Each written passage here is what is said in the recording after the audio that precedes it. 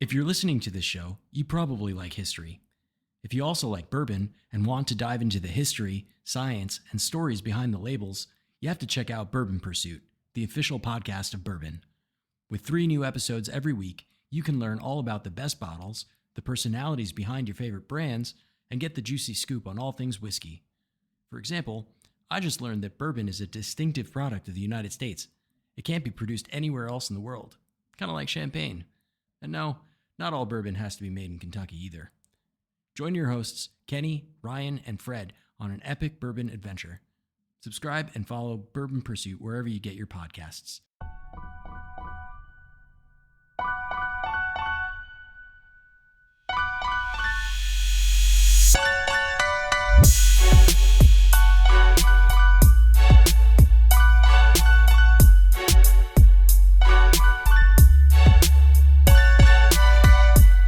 What's going on, everyone? Welcome to another episode of Bro History. It's Henry Szamotah and Danny Deljabar. We're also joined by our friend José Niño. José Niño is a writer for, you'll find him on Mises, you'll find him on Big League Politics. You've written for Business Insider as well, right? And InfoWars? Yes, I've had articles featured on there too in the past. Jose has a lot of, I think over the past, 5 years or so, you must have written over 1,000 articles, right? Kind of feels like it, but probably more like the dozens, but yeah. I'm just looking at like a lot of the things. I'm looking at your muck rack profile, and it says Big League Politics, and that's like your main publication you write for, right? Yep, Big League and Liberty Conservative these days. Yeah, you have a lot of stuff. And I first started talking to you about Venezuela a couple years ago, which you're originally from, right? Yes.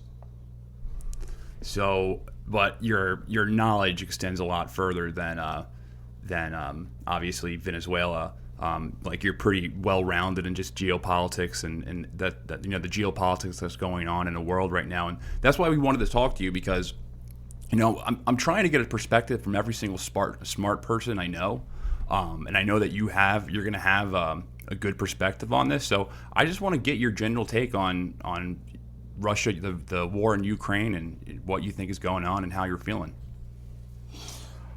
Well, I was personally surprised that Russia invaded, because I originally thought that when they were amassing troops on the border with Ukraine, that was just like a kind of like hardball tactic to create some type of negotiated settlement with regards to the NATO expansion question, get like a formal agreement signed off and all of that. But it looks like they completely followed through with this invasion, and which has been pretty much a disaster on all fronts for all parties involved and for the broader West too, because now you have increased like justification for like a unified Europe from like NATO, EU, and then now having talks of like Sweden and Finland joining NATO. What's even worse is the spillover effects into like domestic politics as a result of all these punitive sanctions and oil embargoes that I believe will hurt Europe really hard in terms of the energy prices and the cost of living. And you're going to have the classic guns and butter issue where Europe already has pretty lavish welfare states, and when you couple that with increased defense spending, you're going to have not only the energy crisis but also a fiscal crisis in a lot of these states. And not to mention like the U.S. too, where also a lot of the working class is going to get nickeled and dimed at the pump because of all these boneheaded energy policies and sanctions. So I think it's overall been pretty much a disaster. But unfortunately, there's a lot of people that still haven't learned a lot of like the structural causes behind this entire conflict, and they insist that we need to dump a bunch of military aid into Ukraine in order to give Russia its second Afghanistan. And as a friend of mine, Nicolo Soldo, put it, it's basically fighting Russia to the last Ukrainian and sanctioning Russia to the last European with 10 euros in his pocket. And it's just bad all around. Yeah, man. The scariest thing is that there seems to be no off ramp. It's been what 6 months? Not 6 months. 6 weeks since the invasion, or 7 weeks at this point. Right now, we're recording on April 10th, Sunday. This episode will be released tomorrow on the 11th, but it's been about 6 weeks, and I feel it odd that I'm like getting more used to the feeling of looming nuclear war. Because when Russia first invaded and really when Russia first announced that they were going to be sending peacekeepers to the Donbass, and I was completely surprised as well. Like, I totally mispredicted. I did not predict that Russia was actually going to invade weeks prior. I thought there was a slim chance, but I was telling our audience, like, I don't think they're going to invade. I think this is similar to what your take was, but they did, and ever since they sent peacekeepers in there in the Donbass, I was like, fuck, they're going to invade. And then the following day, they actually did a full-scale invasion. And ever since then, I've just been feeling this looming threat of nuclear war that's really troubling, that's really scary. And now I'm getting used to it. So I kind of feel like how people in the 50s probably felt, or in the 60s when they had like this stop and get under your desk drills. Yeah. You know what I mean? What's even more frightening, I think, is the normalization in like the overall political discourse. You'll see people on Twitter just making these nonchalant comments about like a nuclear conflict, like a low-grade nuclear conflict, like it's like something like normal, like to like kind of like normalize the idea of like a nuclear exchange or whatever, like it's like some regular military affair, when this is like something like insanely devastating that's not only going to like kill like thousands, hundreds of thousands, but will have residual effects for probably like decades to come when it comes to like the birth defects and just like the fallout from like a bunch of exposure to radiation. But it's just so insane how you have all these journos on Twitter just offering their hot take about like such a like devastating conflict, and it's like, no, we spent multiple decades trying to avert this throughout the Cold War, and we should not try to relitigate this entire process. So yeah, I'm in agreement that there is like a really weird situation unfolding before our very eyes, where a nuclear type of conflict is not out of the question, and there's people that are kind of already normalizing this very concept as we speak. So that's pretty frightening stuff, if you ask me. Yep, we actually covered recently an article or like a foreign policy proposition. I forget exactly who it was because I don't have it in front of me, but they were proposing that we use a limited nuclear strike to avert to kind of show China who's boss because reasons. I don't know. I also read another article that said that a limited nuclear war would avert global warming. So that's like an interesting take, that because it would kick up a bunch of sediment into the air and block out the sun's rays and cool it off or something like that. I don't know, dude. It's kind of crazy, very crazy actually. So I'm with both of you guys on this one. I think it's these people are fucking crazy. Yeah, talking about like normalizing this. They're fucking nuts. Like, for you to normalize and be like, hey, it won't be that bad of war with Russia. We need to engage with them and start a larger, full-scale, devastating World War II style war, but with the addition of nuclear, tactical nukes, are out of their fucking mind. Right. They're crazy. And it is, I think the only thing that's protecting us, oddly enough, what's protecting us from that fate are probably a handful of realists in the deep state, which is the most troubling thing. Like, Will Burns is probably a guy who might be one of our lines of defense of things getting really, really ugly. Oh, agreed. Yeah, he was. Yeah, people don't get that Will Burns was one of like the few people. I think it was like in '08 where he had that memo where he was like detailing like "niet" means "niet," like "no" means net. "no." Yeah. Yep. That. Yeah, like he was one of those people that was really on point when it comes to the issue of NATO expansion, and yeah. Even like the most ardent of Cold Warriors were like saying like, hell no, this like NATO expansion stuff is a total mistake. Like from like Jack Matlock to to even like Dwight Eisenhower's like daughter, like they had this whole panel of all these people, and it's like, no, you got like we experienced the Cold War, unlike you neocon types and neoliberal types, and like there was always like this really big looming threat of nuclear conflict, and we need to like avert this as much as possible, but a lot of people don't want to listen.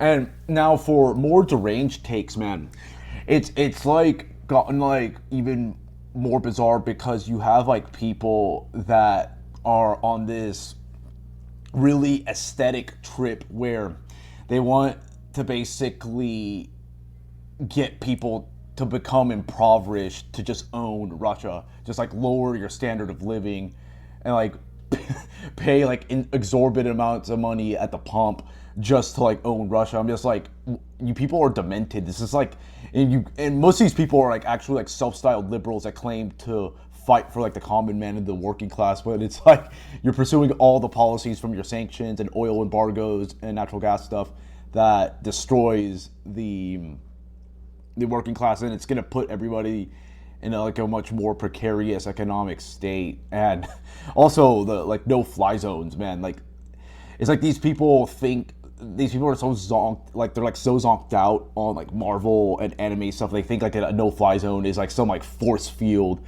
that protects that'll like protect Ukraine. That'll protect like Ukraine from like Russian like aerial attacks, when it's like the exact opposite of that. It's like literally where U.S. like NATO forces will like shoot down Russian planes, thus accelerating us on the path to World War III. It's just this whole Russia-Ukraine war has revealed like a massive like psychosis on a huge segment of like the political class that was always there, and especially like the Russophobia, man. That stuff is so clown world that I hope like this conflict ends soon, because I think these people are just going to continue going more ape shit as the conflict goes on. Like I'm wondering if it was this bad, because I was a kid when the Iraq War happened. I didn't really understand what was going on. I was definitely for it at the time, but I was a kid, and kids don't obviously know anything. But I remember there being a debate. I remember having like being on the wrong side of it. I remember not liking the people who were on the other side, and they were actually had mainstream position. They had more mainstream positions, and there was like there was a Democratic Party who was voting against the war, or Democrats who were voting against the war. Now there's just none of that at all. Oh yeah, that's very true. Actually, I'm actually working on a broader project that's like more for like writing. That's going to be called like the strange death of the anti-war left, because you really don't see the strong anti-war left energy these days. You see it more on the emergent populist right, but it is very different now, because even the Democrat Party, where you have like people like Ro Khanna, who correctly rails against like the war in Yemen, is now like towing the line when it comes to the rhetoric, the policies with regards to Russia, Ukraine.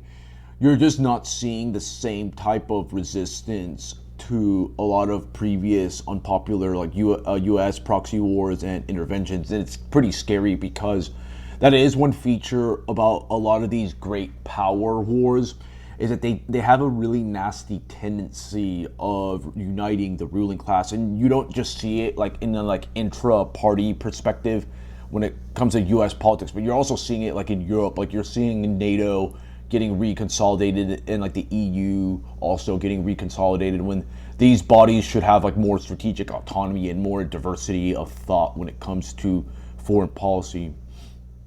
Well, let's talk about Europe for just a bit, because Viktor Orban, he won his election, and he was projected to lose, I believe. At least was he? You've been covering Viktor Orban, right? Yeah, I've covered some of his stuff, and he was projected to be in a pretty competitive race. That's from what I saw. Yeah. Okay, so I mean, he is. I wouldn't say he's taking a pro-Russian state, but he's definitely taking a more neutral approach. In his victory speech, he even said that I had so much adversity, including the president of Ukraine. And now you see that Le Pen is actually going to be running a competitive race, most likely. I think the last poll from YouGov.com was 49%, 51% between Le Pen and Macron.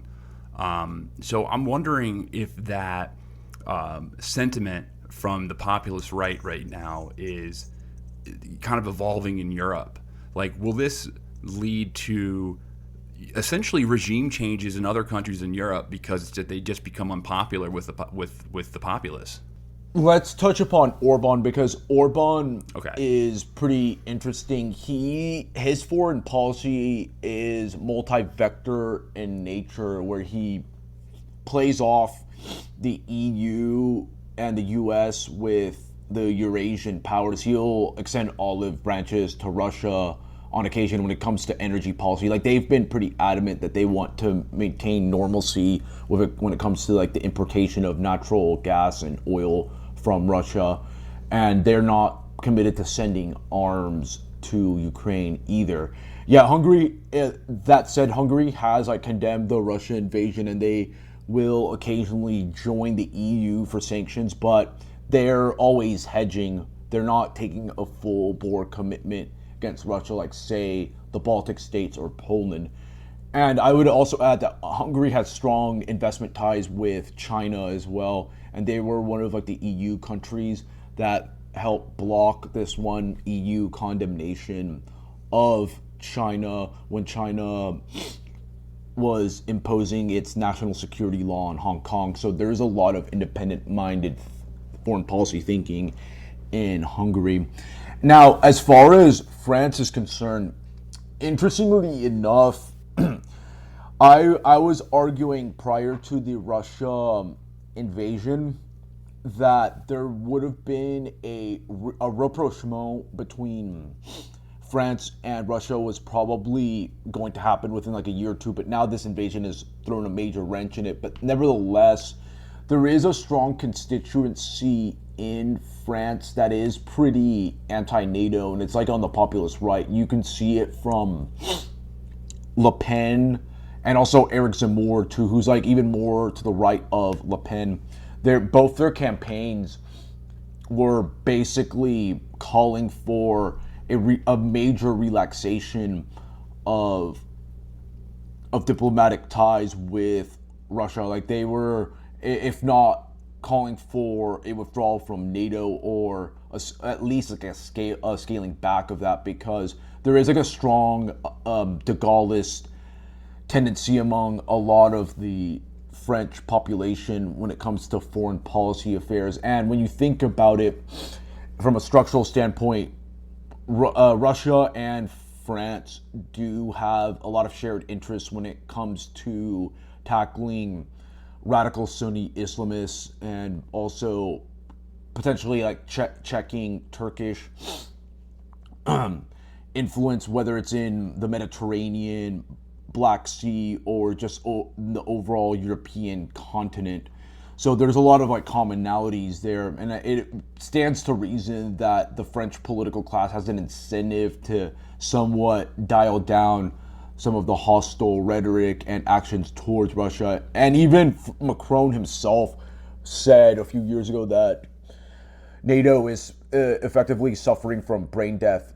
And I do think that as the economic situation deteriorates across Europe, especially France, there will be strong electoral pressure especially from really angry voters in France, to take on more domestic issues and really ignore the warmongering that the Anglo sphere and the Eastern European states have towards Russia when it comes to Ukraine. I think you're going to see a broader disconnect, and I think in the long term, this unity of the EU, NATO, may be a mirage, because there's just so many different security complexes and divergences when it comes to foreign policy priorities in Europe, that I don't think that this unification will last as long as some people believe it will. So you actually wrote an article back in the end of March called "The Russian Embassy in France Trolls the U.S. for its interventions abroad," and I think that was on the Liberty Loft. And you kind of talk a little bit about how the emerging multipolar order. Can you talk a little bit more about that in general? Because I think this is related to France specifically. Yes, there is clearly now a multipolar geopolitical environment that's been more or less at play. I've argued that you could kind of see it in its gestational phases when Russia intervened in Georgia back in '08, but now it's like in full effect. And you're seeing the rise not only of like the so-called Dragon Bear, the strategic partnership between Russia and China, but also I think as well with the rise of like an ascendant Turkey that's going more independent in its foreign policy, Iran and other civilizational states too that are reasserting themselves and becoming big players on the world stage, and they're not following the the Anglo-American consensus like the way they used to. For example, India is not getting down with this whole sanction Russia agenda that the EU and the US are pushing.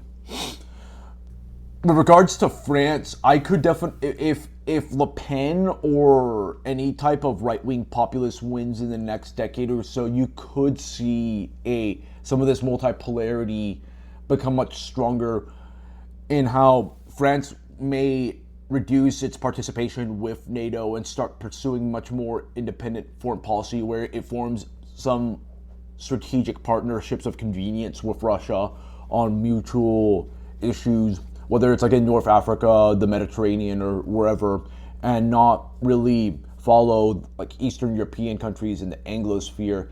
You could also see as well countries like Poland realizing, given its tension with the EU and also being stuck in the proverbial rock in a hard place, like it has throughout its history, with like a relatively hostile Brussels government and then a resurgent Russia, start making its own geopolitical moves and potentially adopting like a dual use kind of nuclear program where it has like civilian and a potential like military deterrent, and use that to like form a pact with the Baltic states to form like a de facto Polish-Lithuanian Commonwealth for the 21st century. You could see many of these scenarios because I do think we are on the verge of like a system breakdown, especially once the economic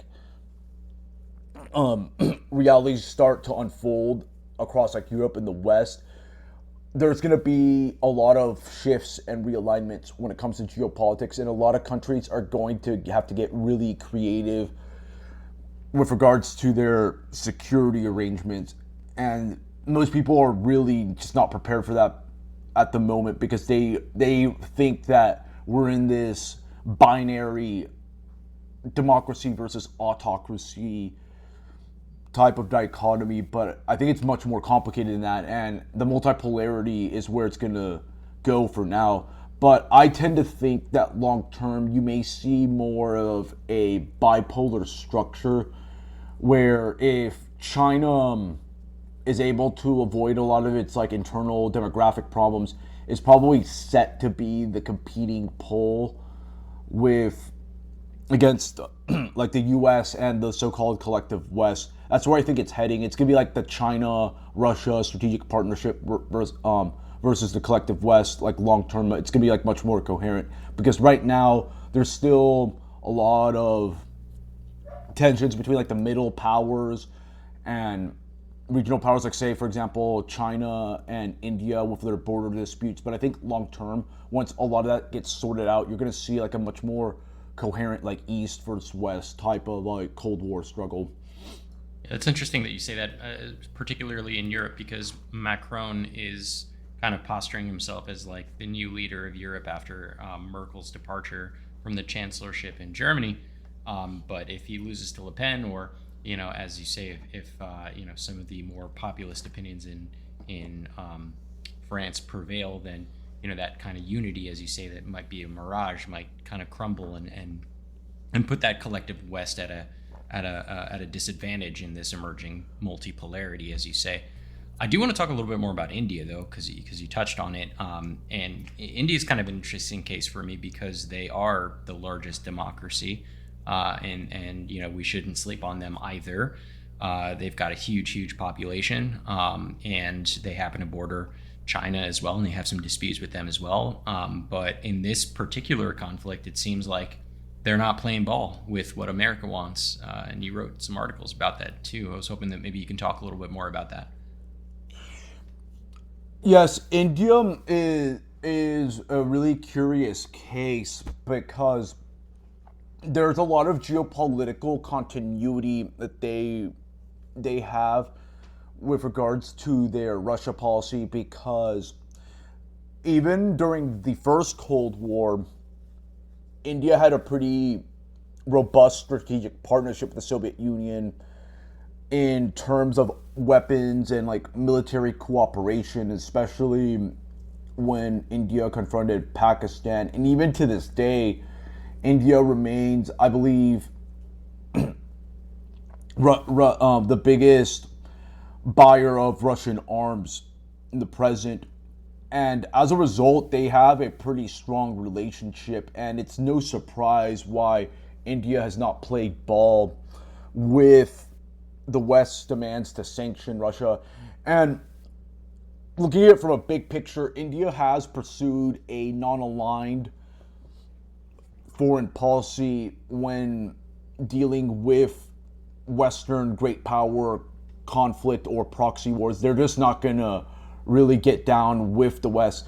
The only time you see their interests aligned with the West is with regards to China, but it's not really because of a democracy versus autocracy thing there. It's mostly when it comes to a lot of geospatial interests, like whenever China tries to assert itself more in the Indo-Pacific and put naval assets there. That's when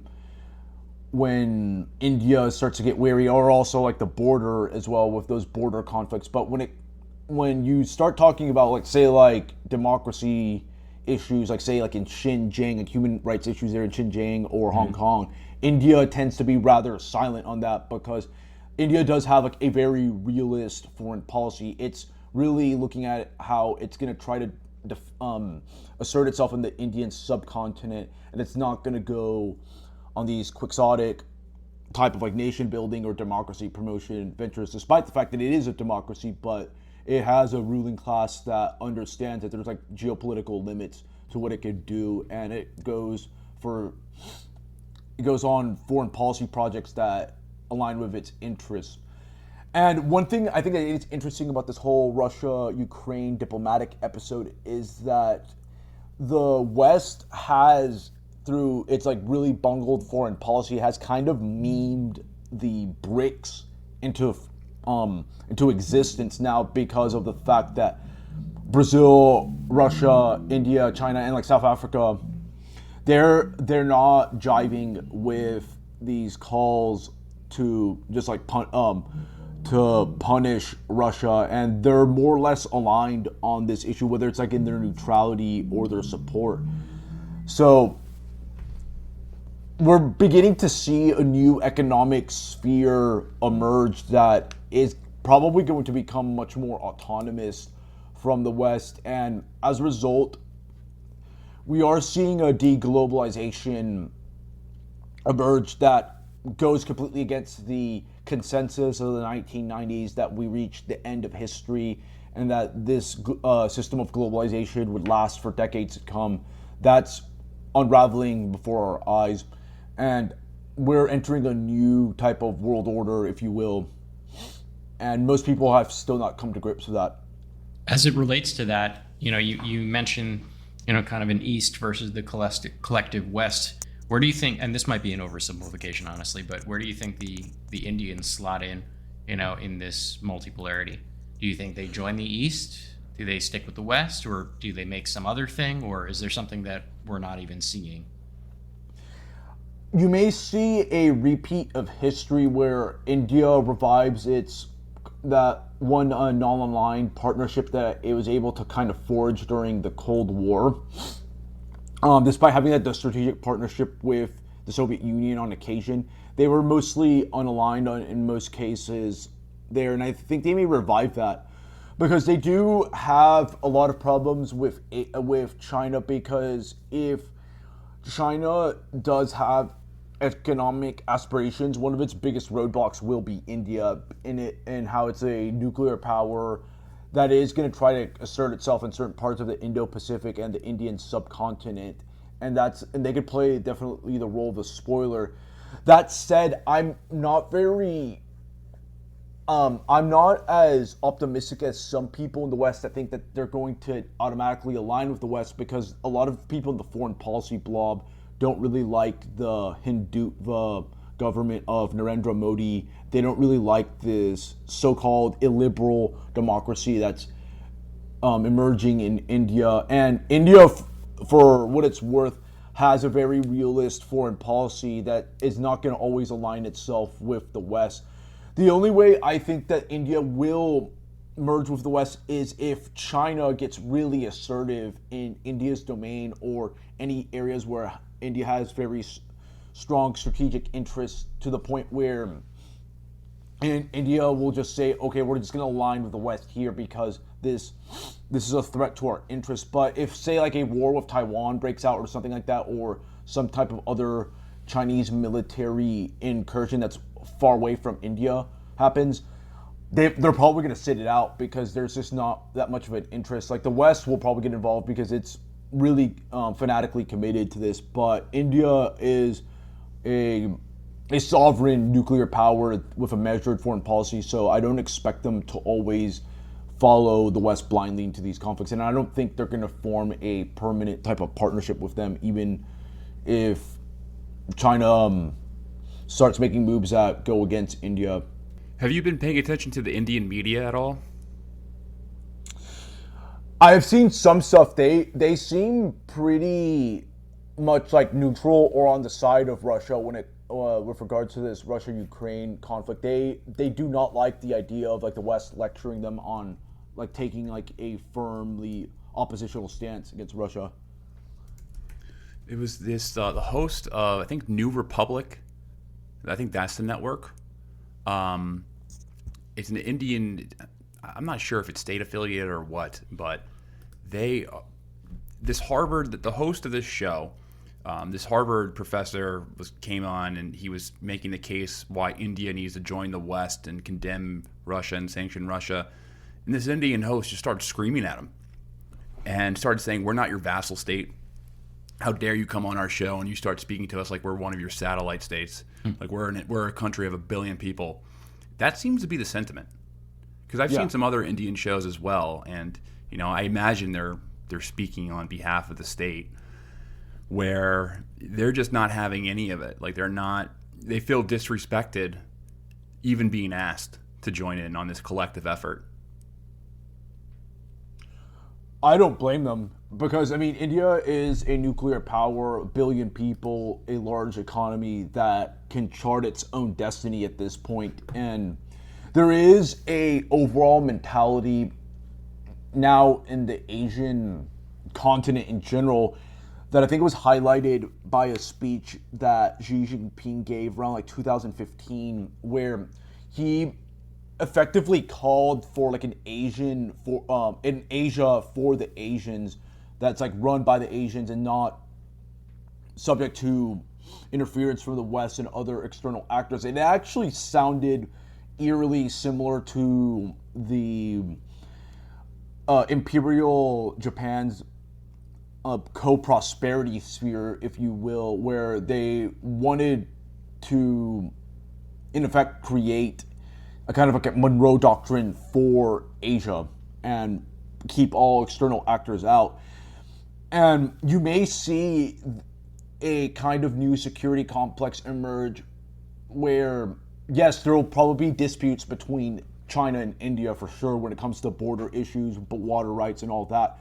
But when it comes to the West just coming in to try to interfere in that, you may see a lot of these countries just put aside their immediate grievances to say, hell no, we're not going to let you guys dictate the terms of our of the game, or even butt into our disputes so that you can play us off each other and weaken us. Because when you actually think about it, in many respects, there are some very cynical Western leaders that would love to see India and China bleed themselves out in a protracted conflict so that the U.S. could still have a pretty dominant position once the dust settles in like the Indo-Pacific and continue projecting power there.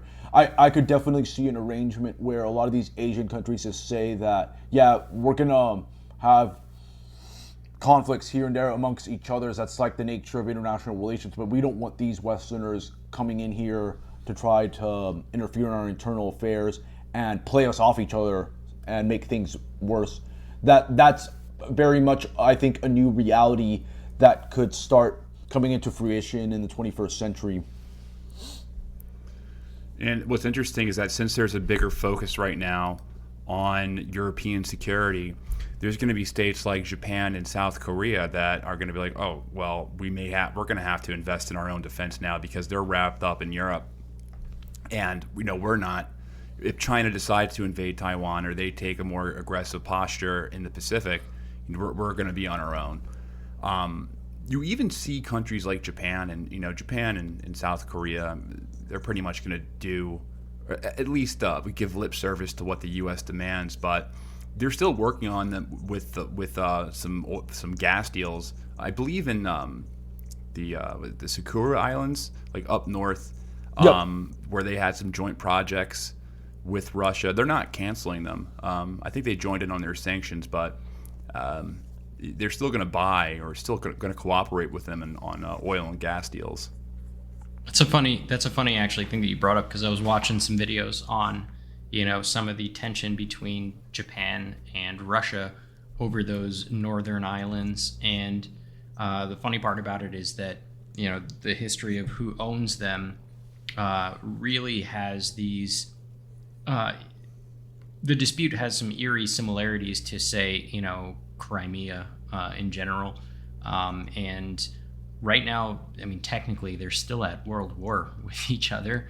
They haven't signed any peace agreements since then, and with this new conflict happening in Ukraine, and in particular, with Russia taking or annexing Crimea, it kind of surged the debates over the ownership of those islands, which coincidentally has a lot of oil and natural gas they've discovered fairly recently. And so I wonder how that plays into it. And as far as like Japan making themselves, shoring up their own defenses, I wonder where they would align in that respect as well. If there were like some kind of Asian Monroe doctrine, as Jose's saying here. Yeah, Japan is a curious case because there is also a growing kind of populist movement there because of how hollowed out their economy has become since the 90s. And as a result, you may see, I wouldn't be surprised as well, especially once we're in a really fully multipolar context, that they may not only remilitarize and become more autonomous in terms of their defense, but I wouldn't be surprised either if they start pursuing a nuclear program as far as for military purposes. Because I did recall John Mearsheimer had a recent interview when they were about nuclear arms control, where he was on a panel, and he had a pretty eye-opening take where he said that he believes in a multipolar geopolitical type of environment. You may see more regional powers start engaging in nuclear hedging or outright pursuing nuclear deterrence, because we are heading into a more chaotic kind of geopolitical atmosphere now. So a lot of states may not be able to rely on the U.S. or other countries for security guarantees. And let's face it, the U.S. is going to have a lot of domestic problems soon with the economy and all of that, and growing social unrest, and just the overall breakdown of public order, and you can't run guns and butter forever. These countries will have to be forced to roll back, and that creates scenarios where a lot of like the U.S.'s allies and strategic partners are going to have plan Bs and Cs with regards to their security arrangements and even defense policies. And in some cases, it could be pretty frightening where they may have to get a nuclear deterrent because it is ultimately one of like the highest expressions of like national sovereignty. So we are heading for some pretty chaotic times. Well, yeah, I mean, I think Germany is currently rearming, right? They're passing a one-time bill of billions of dollars to basically up their military capability, and they have a plan to increase their military expenditure. I don't remember the exact percent, but it's high, much higher than it was before, which would make them effectively, Europe's, best funded military. And that's interesting, following post World War II, where, they've been basically pacifists and quiet, in their own little country. And it makes me think about Japan in that respect, because when you talk about nuclear deterrence, I mean, we've got obviously Russia and China are both nuclear nations. They're tiffing with Russia, on some northern islands. They're still technically at war with them. We've got China messing around in, the islands in the Pacific, which are also, claimed by Japan as well. So there's two people that they got to worry about who have nukes. And of course, there's always North Korea, who, is recently spurring up their nuclear program and continuing their war against Atlantis by firing rockets into the water again. So, and then when you take all of that into consideration alongside what you just said, regarding the United States and its own domestic problems, as well as this conflict in Ukraine, it really does make a pretty strong case, if you're a realist in Japan, to say like, hey, maybe we should pursue some more military, expenditure. Maybe we should bolster our military. And that's kind of scary, it's a little bit scary. Yeah. Oh, yeah. One interesting thing about Germany is that their foreign policy, despite being ostensibly an EU and NATO, on geoeconomic fronts, they tend to deviate from the Anglospheric consensus because they do have strong economic ties with China and also Russia, and they've also have not really fully gone so hawkish against Iran on trade issues. They still have pretty robust trade there, and they also with Turkey, like Germany has one foot in the door and one foot out on a lot of economic affairs. And when you have a pretty militarily assertive Germany, they, in the long term, they're not always going to follow anything that's coming out of like London or the US. And we already have like obvious previous history that demonstrates that, because people tend to forget that the British really liked the idea of German unification originally, like in the 19th century, because it would be a really good check against France. But then that kind of blew up in their but that kind of blew up in their face though, and with 2 world wars, and who knows if history will repeat itself again with that, or it could manifest itself in a different way where Germany just says, screw you, we're just going to pursue an independent foreign policy and we're not going to partake in whatever designs the Anglosphere has. And I think like that's one problem too that the DC and London crowd haven't really grasped, is that this arrangement that they were able to capitalize on in the 90s, where you had like globalization and all this, and this ascendance of liberal democracy, it's not going according to plan, and it's actually unraveling in many respects. And a lot of the assumptions they had just are no longer bearing out, because like at the end of the day, you could have like the most overly ideological like Western state like Germany that shares a lot of that stuff, but there's these countries at the end of the day will still pursue their national interests with regards to energy policy and all of that. That stuff like matters much more than your country's ideological fixations. And even in the U.S.'s case, it's going to be faced with very harsh realities soon where it can no longer afford to do a dual containment policy with Russia and China. They're going to have to, like, if China becomes ascendant, they're going to have to pull out some of their resources from not only like the Middle East, which is they've already been doing, but also from Europe. That's just like the cold hard truth. Well, if we could change gears a little bit, I wanted to talk a little bit about the conflict between Armenia and Azerbaijan. And you wrote an article very recently on this particular conflict that I really wanted to get your take on. So you wrote the article titled "What's the Latest Flare-Up Between Armenia and Azerbaijan Tells Us About the Nagorno-Karabakh Conflict."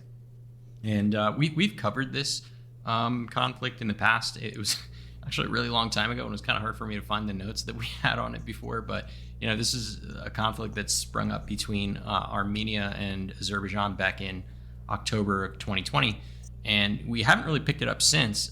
So I just kind of interested in getting your take on it because you've written a pretty interesting article on it recently. And kind of before we get into the article, I just wanted to do a quick little recap for everyone that's listening, because they might not be fully aware of what's going on. And admittedly, because the war in Ukraine seems to be eating up all the airtime, no one's really paying attention to this. So some quick points on that. Nagorno-Karabakh, it's basically a breakaway region in Azerbaijan that's populated by Armenians. And there was this really awful war between Azerbaijan and Armenia between 88 and 94 that killed about 30,000 people. And since then, Russia had brokered a peace deal in the early 90s. Nagorno-Karabakh has been considered basically a frozen zone with some occasional outbreaks and fighting.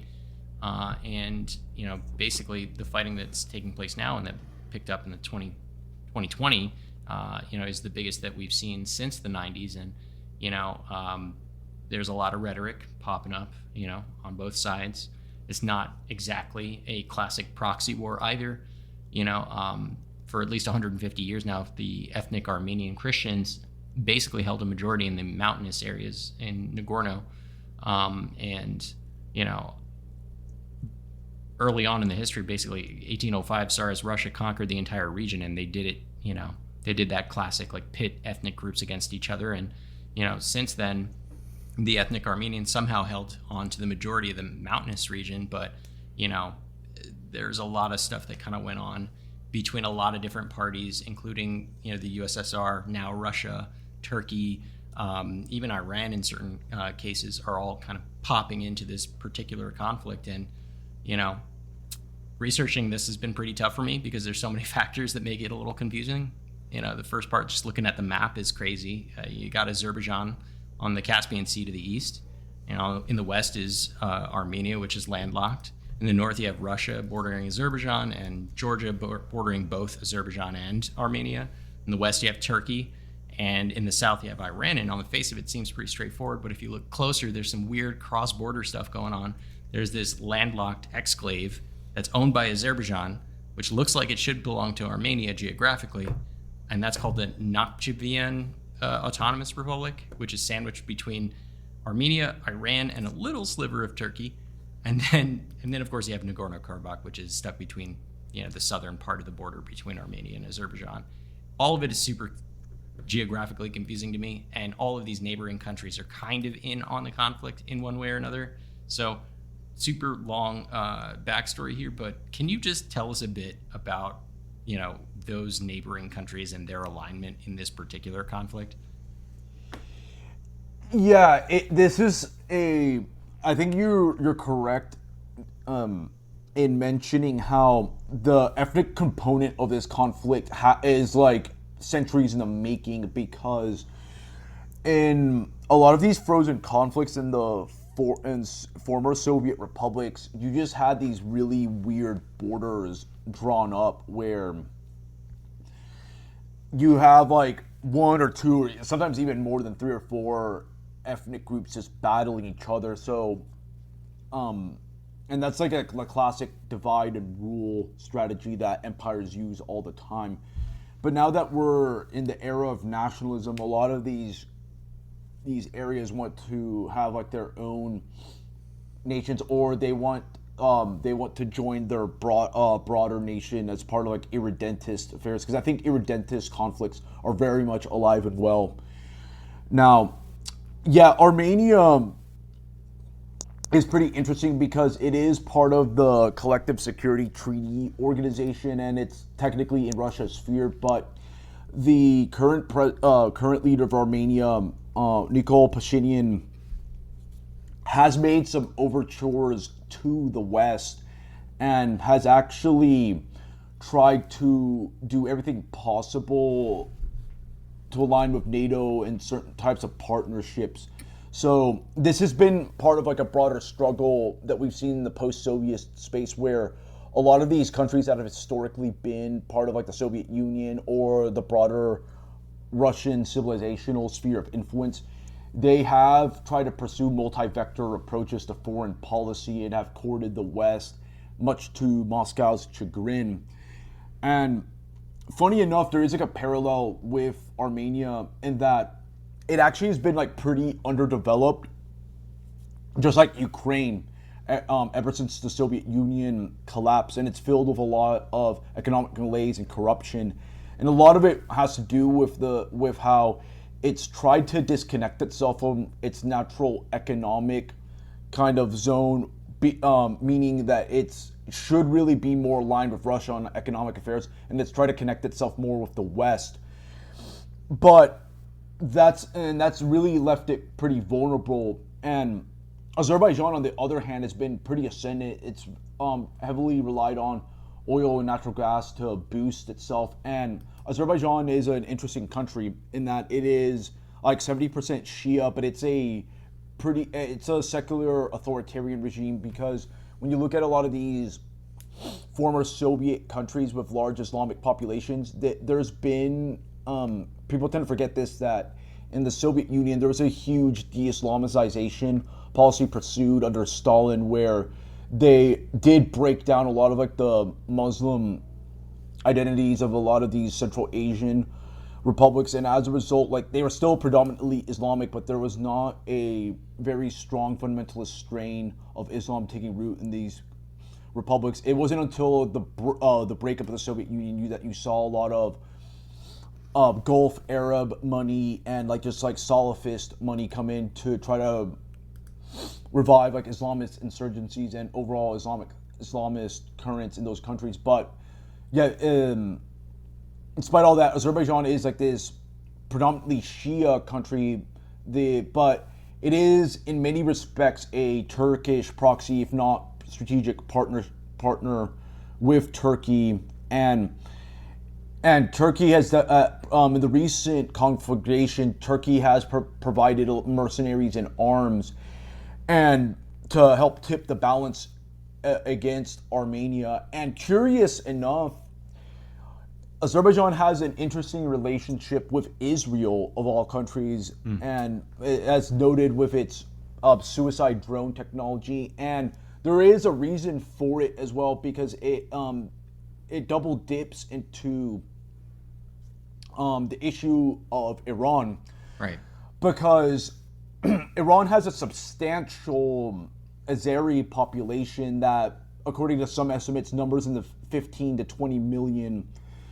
And some Iranian authorities and pro-regime journalists believe that elements of that population are a potential fifth column, if you will, that's been activated by Israel to advance a lot of Israeli interests in Iran. Because when you look at Iran and really the broader Persian civilization, one of the ways external actors have historically tried to undermine it is by tapping into a lot of its diverse segments of the population that may have certain ethnic grievances or just broader grievances with the authorities in the central authorities in Iran. So you have this really weird confluence of actors where Iran will try to step in to this Armenia-Azerbaijan conflict to make sure that there's like some degree of territorial integrity respected there. But at the same time, they tend to be aligned with Armenia, but at the same time, Iran shows like some flexibility where they want to maintain trade with Azerbaijan and just make sure that like the relationship doesn't like boil over, because they have a significant Azeri population that they have to deal with at home. So there's a balancing act. And even with Russia too, Russia obviously tries to craft the ceasefire arrangements and all of that, but they also are not the biggest fans of Pashinyan because of his overtures to the West. And in many respects, they haven't been as energetic to intervene on Armenia's behalf, to kind of teach them a lesson, if you will, that if you're going to make all these overtures to the West, don't always count on us to be like the most reliable ally in these conflicts. And Russia has also entered into like defense agreements with Azerbaijan. Like they're willing to cooperate with Azerbaijan on certain issues of key interest in that region. So it is a complicated scenario, because it's not as like black and white in terms of the alliance structures and partnerships. Like it's very clear that all the actors involved are willing to sometimes switch sides, or at least engage in certain types of negotiations, even if they disagree on other issues. Like it's very dynamic. But I think there are certain people in DC that see this conflict as a way to stir up trouble on Russia's eastern flank and try to use Azerbaijan as a proxy to wreak a lot of havoc, because Azerbaijan has also cooperated with NATO in the past. And when you look at the way that Turkey it has been hedging with regards to the Russia-Ukraine conflict, I would not put it past some people in DC to start poking Turkey and say, hey, you guys need to talk to your partners in Azerbaijan to cause some trouble in the Caucasus and all that. Like there's definitely some people who probably have picked up on that and want to just wreak as much havoc in Russia. You already saw that with Kazakhstan earlier this year, where there were some elements of the Muslim Brotherhood and potential Turkish involvement there to stir up trouble in Kazakhstan. And I think like we have to look at these conflicts from a bigger picture, in that, yeah, these might be in remote areas, but they're also in pretty strategic areas for Russia. And there's always the potential for external actors in the West to take otherwise organic, like domestic protests taking place in these areas, and then divert them into these weird geopolitical ventures that have like the end goal of just sticking it to Russia and making life miserable for it in its near abroad. So what actually happened in the 2020 reboot of the 88 conflict between Armenia and Azerbaijan? You saw like the like this new like conflagration kickoff like in late September of like 2020 that did result in like Azerbaijan gaining like control of like several districts that were bordering Nagorno-Karabakh that Armenian forces were actually like previously in control of. And now like Azerbaijan controls a pretty like significant portion of Nagorno-Karabakh itself, and that's what like resulted from this conflagration. That said, like Russia stepped in to keep like this peacekeeping force to patrol like the rest of the disputed territory, which is like it's the classic frozen conflict that will continue to sporadically kick off depending on the local circumstances. And yeah, you saw the recent uptick in violence a few weeks ago, where Azerbaijan sent several forces into this village of Paruk and forced like women and children from like this like nearby village to evacuate for like security purposes. Now, this was kind of spurred by Azerbaijan cutting off like natural gas supplies like to the overall region. It claimed that it was doing these routine repairs, but the Armenians were very paranoid and said that there's something more to this, and then eventually the Azeris sent some of their forces to into these villages, and that kicked off a new set of clashes. Now, it is kind of interesting because you also have to look at like the domestic situation in Armenia too, because you had like the Armenian president Armen Sarkisian resign during amid like speculation that Pashinyan, the prime minister, was about to sign off on some controversial compromises with Azerbaijan with regards to border demarcation and a potential normalization of diplomatic relations with Turkey, which would not sit well with a lot of hardliners in Armenia. And the situation is like very tense all around. In fact, I think there was a former president of Armenia that flat out said that Armenia should push to just become like a federal district of Russia, just accede into Russia, like the way South Ossetia is about to do so. Because like the economic situation in Armenia is pretty bad. There's a lot of corruption, and in many regards, we see this kind of trend in a lot of these former Soviet republics where these countries have been like really dysfunctional over the past few decades, and as a result, they're pretty susceptible to outside influence and just overall like institutionally fragile. When you look at this Azerbaijan-Armenia conflict, it is kind of the classic conflict of a strong ascendant state like Azerbaijan just beating up on a weaker state like Armenia. And Armenia is definitely stuck between a rock and a hard place because, let's face it, it's not going to be joining like the West anytime soon, and any of like this West safeguards and protections won't have like any kind of credibility in such a far-flung region. Like if they were not even able to defend Georgia during the 2008 Russian intervention, they sure as hell are not doing that with Armenia. And Armenia more than likely is probably going to either bolster ties with Russia or potentially end up joining it in the long term, because right now its political class really has not been able to build like a sustainable like political and economic system where it not only provides strong like domestic benefits but also security benefits as well. Because when a country gets like humiliated like that and has like such bad domestic politics, it's just like a recipe for some type of restructure in terms of the regime, and the situation is kind of dire there.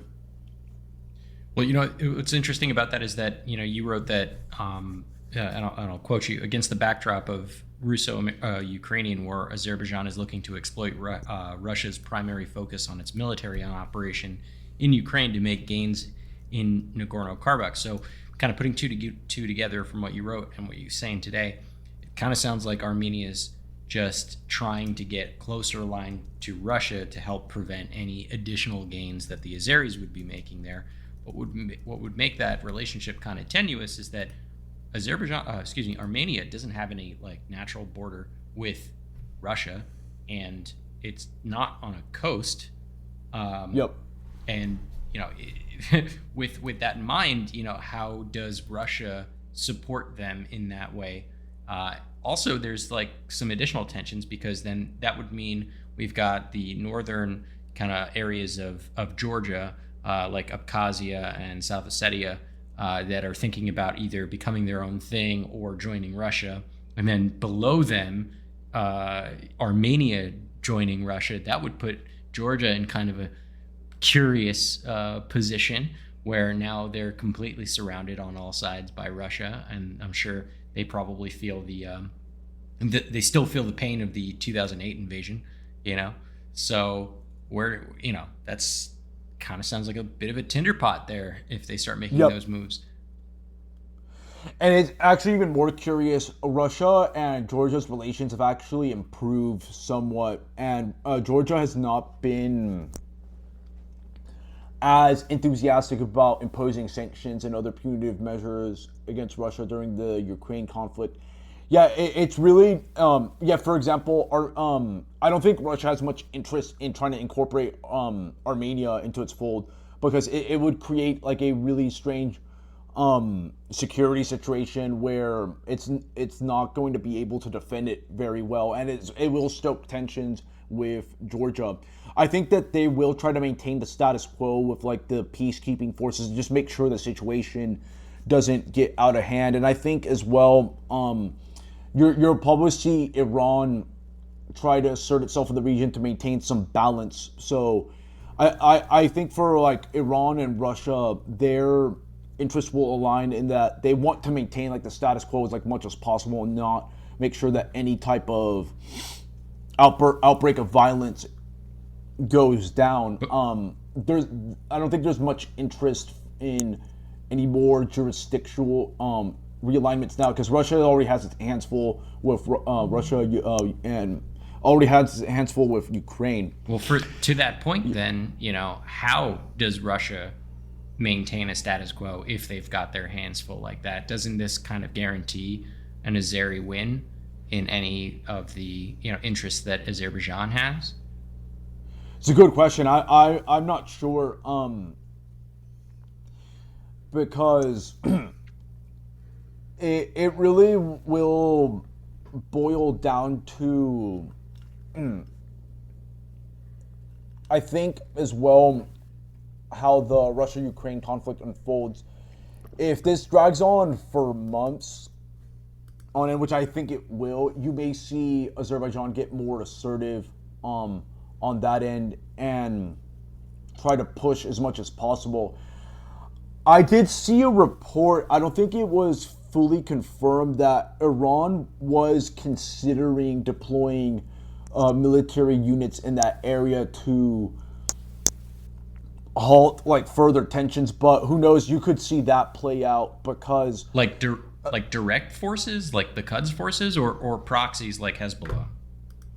Direct forces, but it was unconfirmed, but who knows, because that could be part of, because also Russia and Iran have bolstered ties, and that could be part of their new security architecture, where Iran will just have to like take on this matter, because it does have a strategic interest in that area, and that's also been part of the broad historical Persosphere. But yeah, this is definitely a tinderbox area, and I think people should pay attention to it, because it's not just some random far-flung area that people can barely locate on a map. I think it does have strategic importance, and it could be a place where a second front of conflict could emerge in the next few months. That's interesting. It's right on the Caspian Sea. I mean, the Caspian Sea has a lot of resources. So it is a strategically important place, a part of the world.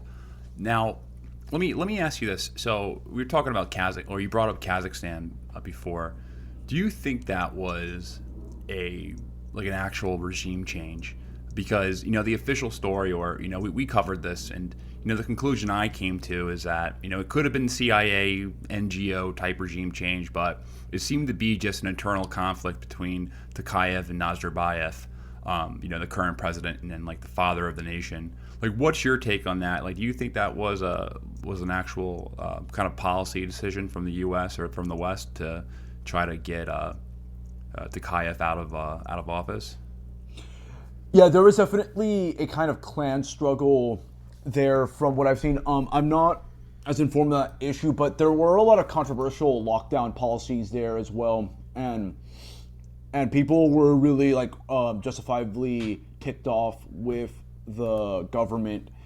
And it's kind of like a lot of these color revolutions, you do see like organic protests emerge over legitimate domestic grievances, but then you see like the usual suspects with the Western NGO industrial complex just come in and not only like stir the pot, but also divert all like that energy into causes that advanced Western geopolitical interests in the country. And I think that you saw that like when there were like these like incidents of of just like local law enforcement like being decapitated, people started saying, this kind of looks like some kind of like jihadist action, because like you don't see that even in the typical color revolutions like in the West.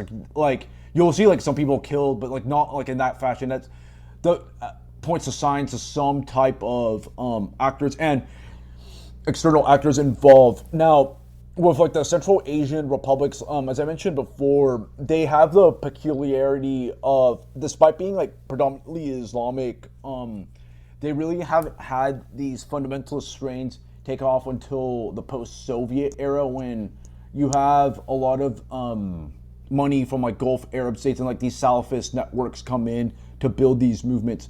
And these countries are also pretty nationalistic, so they may align themselves with Russia and China on certain economic and military issues, but they're not very keen on fully integrating themselves into like, say, like a Eurasian version of like NATO or some type of supranational structure of that sort. So they kind of balance. Like Kazakhstan is also a multi-vector actor that tries to play off Russia, China with the West and try to get the best deal. And yeah, these countries are also can be kind of fragile in the sense that you have like northern Kazakhstan, which Russian nationalists have always wanted because it has nearly half of its population composed of like ethnic Russians.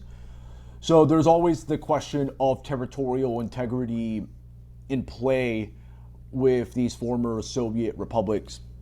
So I have another question for you, and this is kind of changing topics a bit, but I want your take on this. And so allegedly, the U.S. wants to the policy from the United States is regime change in Russia. How true do you think that is? Like, do you think that there's actually a policy in the U.S. to remove or see Putin removed? And if so, do you think that's realistic? I would say it's definitely like a fever dream of some of like the anti-Russia crowd in DC that they want Putin out, but I think it's pretty unrealistic due to the fact that these sanctions and just the overall like the hysterical Russophobia that's emerging from all these like policies being passed in Europe, and also these like corporate policies that Western companies have pursued against Russia, it's kind of created a rally around the flag effect. And the anti-Russian oligarch policies that you've seen in the West and the US, what's funny is they a lot of these people don't realize that the Russian oligarchy is not like a Putinophile segment of the Russian population. They either are very indifferent towards Putin, or some are actually kind of opposed to him, because we often forget that Putin did lay down the hammer on a pretty broad segment of the Russian oligarchs that gorged themselves at the neoliberal pig trough that was available to them in the 1990s. And really, the true like oligarchical elite in Russia that is like down with Putin is that national security apparatus there that is pretty loyal to him. And if you're gonna try to find like defections, you probably target those people as opposed to the economic oligarchs. And that's why I've argued that these regime change proposals in Russia are pretty harebrained and lacking in logic. And also, let's be honest here, if you look at a lot of the Russian oppositional forces, whether it's like the Communist Party or the so-called like Liberal Democratic Party they're actually like pretty hawkish. They would generally agree with Putin. In fact, some of them would say that Putin's not going far enough, because also misunderstood. When you look at the overall Russian political scene, Putin is pretty moderate. In fact, in some ways, kind of liberal by Russian political standards. Like people with short-term memory tend to forget that when Putin first came into power, he was in many respects a kind of liberal technocrat, if you will, that was willing to work with the West, especially after 9/11, Putin was keen on partnering with the West on several initiatives. It's just that over time, with NATO expansion and just the West and Western NGOs trying to foment color revolutions in Russians near abroad and other encroachments in its traditional sphere, has pushed a lot of Russian politics in a much more anti-Western direction. So I think that it's going to be really hard to pull off a regime change there, because Russia is a strong state. Let's call it for what it is. It's a strong state, and it's picked up on the color revolution playbook. And I think that that card has been played so much that now Russia has become relatively immune to those type of plays that the West tries to use against it. Yeah, man. You see it when there's sanctions, when there's like kind of a broad condemnation of a people. I mean, what they're going to do is they're going to rally around their strong national leader like Putin. So, in addition, there's really no opposition that you can see to Putin right now. Like in Russia, there's no strong opposition that you can see. And to your point, the criticism I see from other Russians, the primary criticism I see online is that Putin's not going far enough. You know, they're kind of upset that he didn't immediately just carpet bomb Kiev and go for a swift, quick victory. You know, they're like, why are we doing this protracted long war? We could have just carpet bombed Kiev. Now, that's the primary criticism I see. And, you know, you have to wonder if let's just say there is a regime change. I don't think there is either. I think that, you know, we're going to be stuck with Putin in Russia for the very foreseeable future until he decides to leave office on his own accord voluntarily. But you have to wonder who comes next after that. Like, is it going to be some guy who has ties with the West?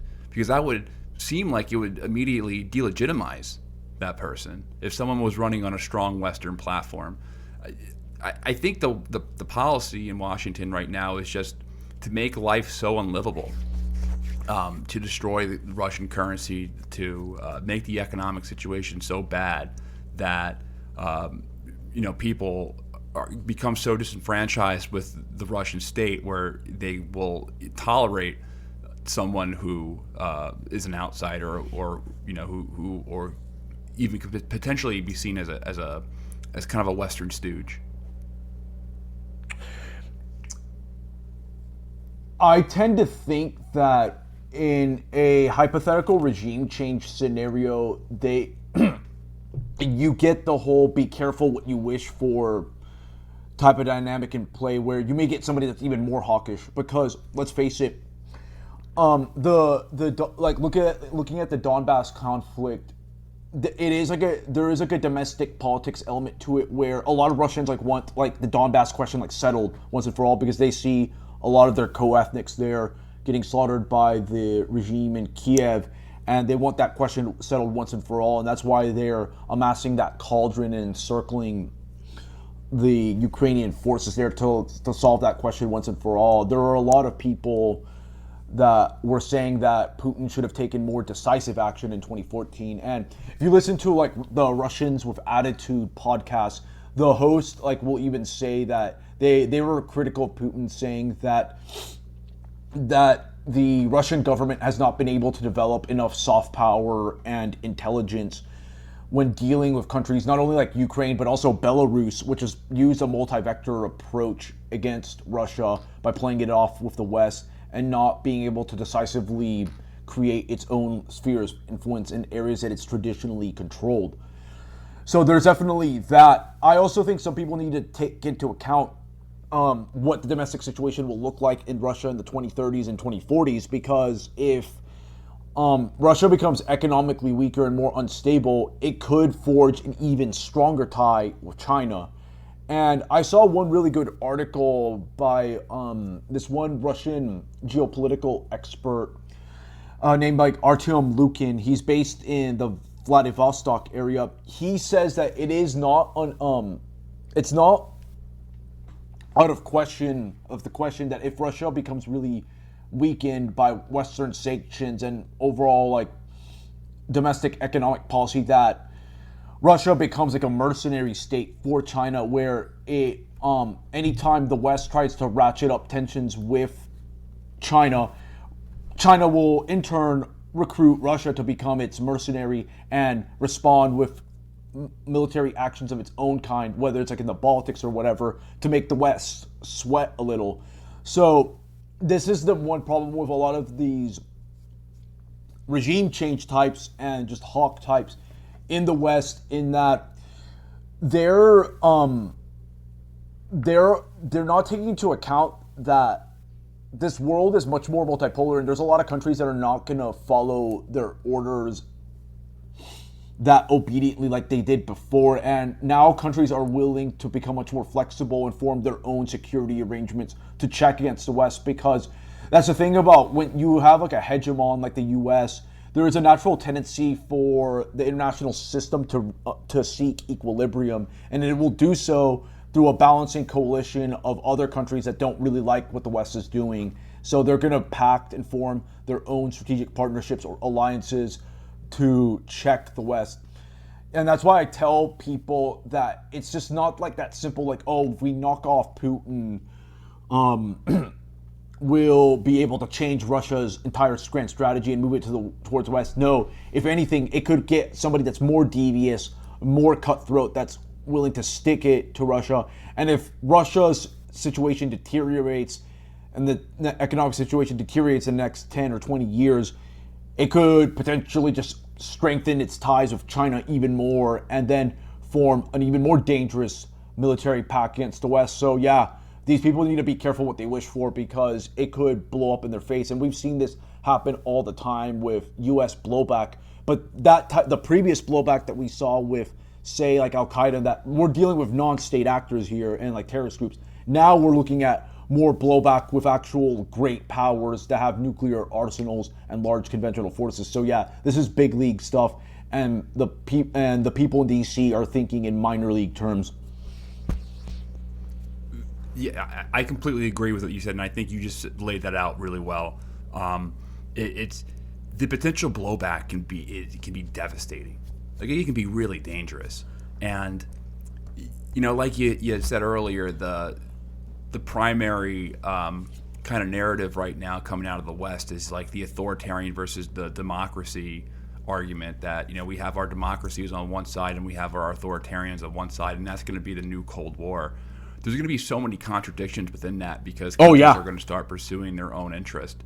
Like, and even the U.S., like on the U.S. bloc, there's a lot of authoritarian countries in the U.S. bloc. If you're talking about like some of Turkey, Egypt, Saudi Arabia. I mean, Saudi Arabia hasn't been picking up Biden's calls and they're staying neutral, but they're still a U.S. bloc. Let's be real. Yeah. But it's just, I don't know. I'm just perplexed, and I don't really think there's anyone in Washington who is mature enough or has the wisdom to kind of steer this collision course from happening. It's you have like, your libertarians and your people on the populist right who have a better policy, like kind of the policy that Tucker Carlson represents, but that's not the reality of like who's in power right now in the Republican Party. Like, you have guys like Mitt Romney and the majority of Republicans. This is completely bipartisan. Like, they're completely united. Like you had mentioned, that big power politics has a tendency to unite the ruling elite. There's no one who's really. It seems like there's no good options in Washington. Well, I even noted this too in one of my recent pieces for the Mises Institute, that even on the so-called populist right, the national conservative crowd, like their poster boy, the Missouri Senator Josh Hawley, who had a relatively good speech, I think like 2 or 3 years ago, about U.S. foreign policy excesses. He was like one of like the biggest boosters of like sending like MiGs to Ukraine and sending military aid to Ukraine. And these people who are so-called populists like have just fallen for a lot of the military-industrial complex Kool-Aid and just like the DC blob groupthink. It's actually like very disconcerting to see otherwise reasonable voices not really stand up to it. Like it's really like Thomas Massey and like Marjorie Taylor Greene in the House that are like the people that are sounding like relatively sane, and even like the Squad. On occasion, they'll sound good. They'll talk about like, yeah, we need to reconsider NATO, but they haven't really been going as hard as I would think like a so-called anti-war leftist bloc would be going, and it's pretty disconcerting because that's the problem too with like DC in general. It is very out of touch with a lot of like the middle American base, the working class base, that has no interest really like whatsoever getting entangled in some distant conflict that has nuclear implications. And it's just like another sign DC is way out of touch. It's had a bad foreign policy since the end of the Cold War, an incredibly incoherent policy. You can see it on a microcosmic level with like Syria, where like the CIA is like arming the so-called moderate rebels, and then like the DoD is arming the Kurds, and it's just like, what's going on here? Like it seems like there's like no coherent like sovereign foreign policy that's being prosecuted, and it's just very schizophrenic, and it's just bad all around because we're creating multiple enemies throughout this entire process, and I don't want to be in any part of like some great power conflict where a lot of these enemies could align themselves against the US. But unfortunately, DC loves kicking the can down the road and setting fires everywhere, and eventually it's going to get burnt, and I don't want to be caught on the receiving end of that. It sounds like the opinion of a Putin apologist, right? How many times have you been called a Putin apologist over the past 6 weeks or so? That's actually an interesting question because I do mute a lot of responses on Twitter, but I mean, yeah, I get this a lot, and I also a lot of the people that I do correspondence with and that I cite in my work routinely get this from this whole crowd of people on Twitter that are just like dedicated to being the ornery reply guys and just say like, oh, this is like a Kremlin talking point, like how much is Putin paying you, blah blah blah. There's like a whole army of those people that are just willing to derail conversations and not really add anything of substance. But that's kind of what we're at these days in foreign policy discourse. It's become really degraded, and it's filled with vapid talking points that have zero substance. I wouldn't really feel so bad about that. I get called a Putin apologist sometimes, and I've been one of the loudest people on this show saying like how much I dislike Putin's foreign policy and how I think his invasion was illegal, which is hilarious that I get called it. So it's just a way that people that don't read or don't, in our case, don't listen, a way for them to just virtue signal something that they don't understand. Basically, yeah. Yeah, the Ukraine flag on social media, like all that stuff, that's just like virtue signaling. There's like nothing much of like substance there, and it's kind of like a broader sign of like the fact that people in this kind of like so-called like attention economy, people do it to garner attention and not really engage in any activity that requires like a long-term like investment of like time and effort in order to get into the know about these topics, because these are topics that are not that easy. Mm-mm. Well, they're extremely complicated, and people don't really have time to study a foreign policy issue. Yeah. So it's a lot easier to just grab some talking points and run with that. But I just think it's real funny that, you know, Putin being called a Putin apologist is kind of the defense mechanism or attack mechanism, really, when dealing with any type of dissent other than, you know, Putin is an evil dictator. He must be stopped at any cost. We must support Ukraine. Anything that diverges from that narrative, you're immediately slandered as a Putin apologist. And who in America is actually like ideologically pro Vladimir Putin? Like, what your rate? Like, there's no Eurasianist in America. If there is, it's such a significant minority of people who are actually ideologically aligned with Vladimir Putin and what his foreign policy goals are. You know, back in the day, in the 1950s and 1940s, when there was during the McCarthy movement, there were actually communists in the State Department. Right. Like there were actually communists who were in the government. So at least I didn't agree. I don't agree with it, but at least there was, support and kind of admiration for the Soviet Union in the government during the Cold War and early in the Cold War ages. So you can see the logic here, but who on earth is an actual Putin apologist in the United States who supports him unconditionally or agrees with him ideologically? I mean, you have to really scour through the fever swamps of Twitter on these anonymous reactionary right wing accounts where to find that. But honestly, does anybody believe that those type of keyboard warriors have any type of political clout in the U.S.? It's come on, just because you find that on the crevices of the internet is not a sign that there's a emergent pro-Putin network in the U.S.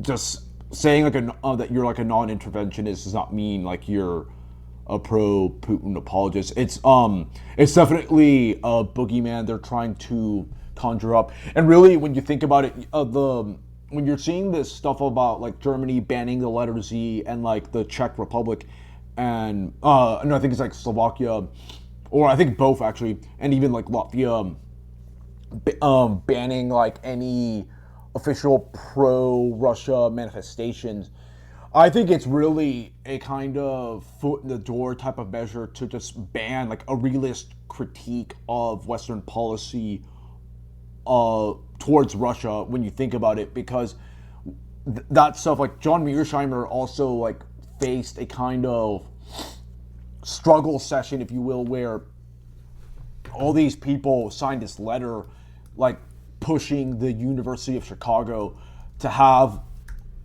Mearsheimer clarify, quote unquote, his views on the Russia-Ukraine struggle, because these people are arguing that he's making an apologia for Russia when really he's just explaining things in a descriptive sense on how security dilemmas unfold whenever the U.S. tries to get more involved in Russia's space, which creates an inevitable security spiral. Unfortunately, some people really can't really grasp that nuance, and they think that, oh, he's just basically making an excuse for Russia's invasion. And I think it's dangerous too, because a lot of this free speech stuff is probably done to muzzle shut any type of actual realist opposition to Western policy towards Russia, because we need this kind of opposition. We need a level-headed response that's actually more nuanced, where it kind of says hey, we're not condoning Russia's invasion, but we also understand the way that great power politics works, that when an external actor that's a great power tries to get involved in another great power's historical domain or sphere of interest, it's going to inevitably lead to some form of a really nasty form of security competition that could get hot. But unfortunately, people think that this is being pro-Putin or there's definitely gray areas in between. Me personally, I'm very against the Russian invasion, but I could still talk about why he did it.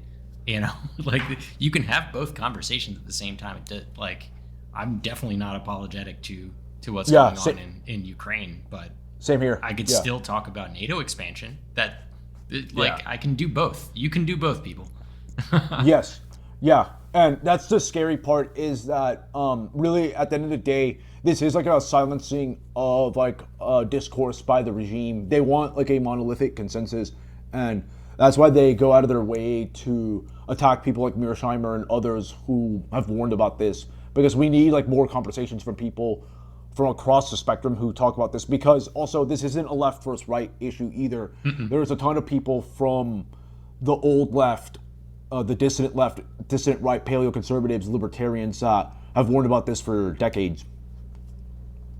Yep. Yeah, it's not, it shouldn't be a partisan issue at all. And if you see it's pretty diverse, the people who are speaking reasonably on this. It's, there's some people on the right, there's some people on the left, like Aaron Mate and Max Blumenthal and Glenn Greenwald, and there's some people in the libertarian sphere who are speaking reasonably on this. There doesn't seem to be like a consensus left versus right who's been correct on this. It's just people who are really primarily principled, and versus people who aren't really principled seem to be the ones who are getting this. But it is scary. I don't know if you saw his last interview. I saw this on a Twitter clip. I don't know if it was his last interview, but Mearsheimer was talking about how the U.S. has put Ukraine in a situation where, or at least Zelensky in a situation where it will be impossible for him to actually negotiate a peace with Russia, because the U.S. has made their alliance with the far right in Ukraine rather than Zelensky. And if Zelensky actually tries to negotiate any type of peace to the end of this war, he's going to be killed, or at least put in an incredible amount of danger from the hardliners in Ukraine. So I don't know. What's your take on that, and as far as Zelensky and Ukraine and the more fascistic elements of the Ukrainian government and far right movements there? There is something to Mearsheimer's claim, because the Ukrainian far right, and I would argue a lot of other factions of Ukraine have gone much more nationalistic over the past 8 years, to the point where they exercise a de facto veto over any of Zelensky's peace overtures.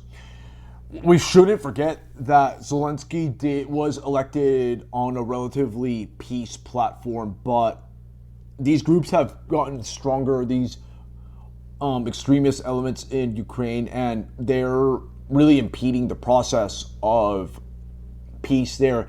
It's actually kind of scary too, because one thing I've picked up in following a YouTube channel like the Duran with Alexander Mercouris and Alex Christoforou, they have highlighted over the past year that Russian Foreign Minister Sergei Lavrov has said well before this conflict that that Ukraine's ability to exist as a coherent governing nation is at jeopardy now if they cannot get to the negotiating table and hammer out some type of modus vivendi. And this was in reference to the Minsk agreement, which I think now is pretty much de facto dead, because we're just in a different reality.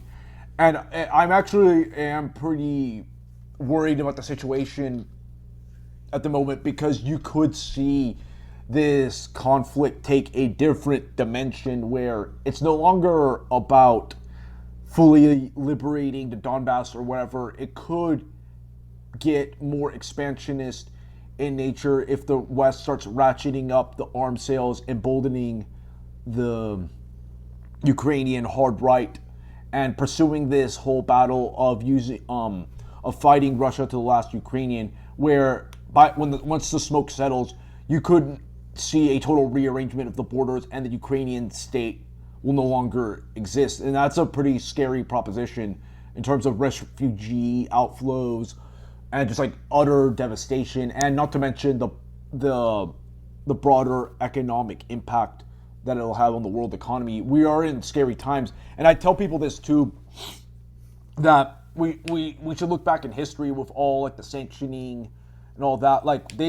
This was done to Imperial Japan throughout the 30s up until Pearl Harbor, where they ratcheted up sanctions and embargoes, and it did not deter Japan. In fact, it emboldened it to the point where it attacked Pearl Harbor. And I warn people that we should not be ratcheting up tensions with Russia, because this could turn an otherwise limited intervention, say in eastern Ukraine, into maybe a full-blown intervention if it dawns upon the Russian elites that, like, yeah, there's already so many sunk costs. We might as well maximize this conflict for all it's worth. So that's a calculation that people need to keep in mind when they start ratcheting up tensions with Russia, because there are very strong factions within DC that think that we're not doing enough when it comes to supplying military aid, sanctions, or even the use of NATO. And there needs to be, like, these unintended consequences need to be considered by people, because that's the whole point of, like, foreign policy intervention, is that there are unintended consequences and second, third order effects that many of these foreign policy planners don't take into account when they start pursuing sanctions, covert operations, or even direct military intervention. Man, well, Jose, I thought you were going to make me feel better today, but I'm feeling worse now. Danny, what were you saying? I was going to say that leaves us in a strange spot, because Ukraine's fucked whether or not external countries are willing to intervene. Yeah. There's like there's no, like, the new normal is basically the new abnormal there. It's actually, like, really messed up now, because there's some stuff that's baked into the cake with Ukraine. I think, like, its borders are not going to be the same, and it's going to be fully disconnected. Even if you had, like, a negotiated settlement that was relatively decent, I still think there will be a lot of ticked off, irredentist, and revanchist elements within Ukraine that may spark conflict in the future. It's just a bad situation all around, and it's the tragedy of great power politics playing out in real time. Yeah. Yeah. Really I don't think disastrous. Ukrainian nationalism is gonna simmer down anytime soon. Nope, absolutely not. I was telling people that post-Maidan, Ukrainian nationalism is very, very strong. And in fact, to the point where you even see, like, in eastern Ukraine, there has been pretty staunch resistance from a lot of people, even, like, Russian speakers, to Russia's invasion. And, like, you have to give the devil its due. The anti-Russia project that has emerged in Ukraine since the Maidan revolution has been pretty strong, and Russia has not been able to pull off a coup de main, if you will, like the way they did, like, in Crimea. Like, it's very fierce, and there's going to be ongoing tension for decades to come once all, like, dust settles.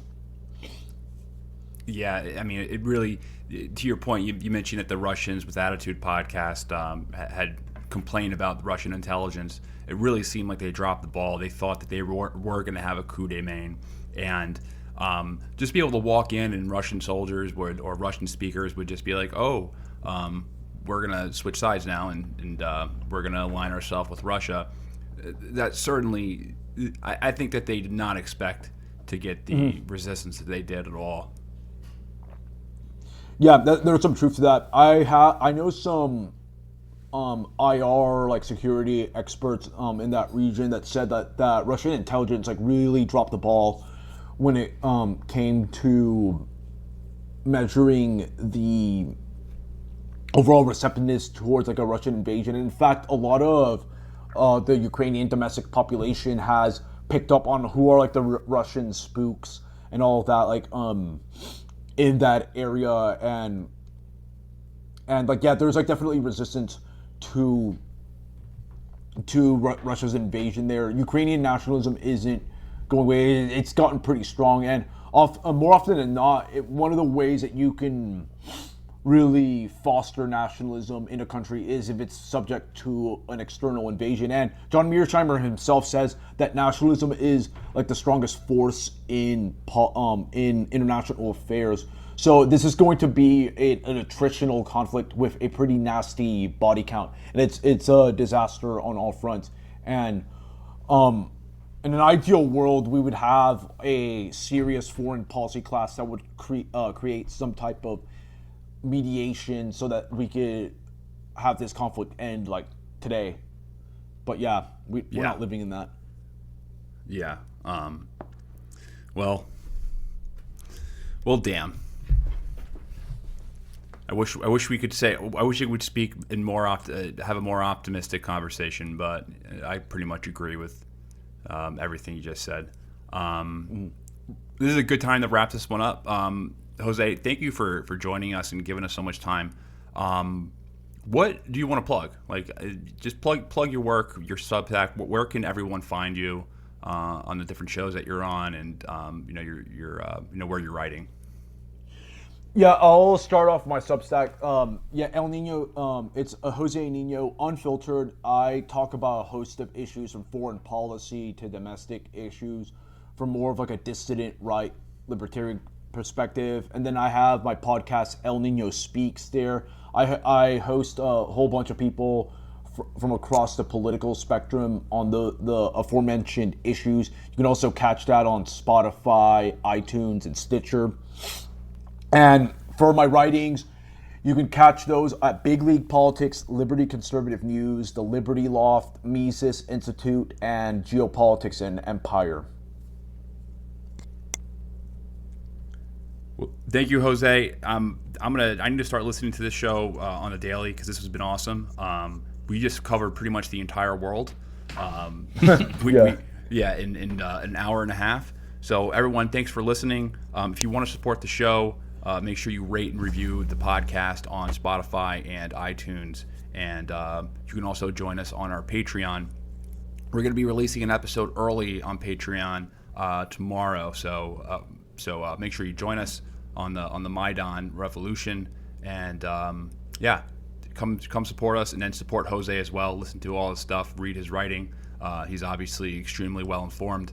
That's it. Danny? It's all from me. It's all from you. All right. Peace, everyone. Peace.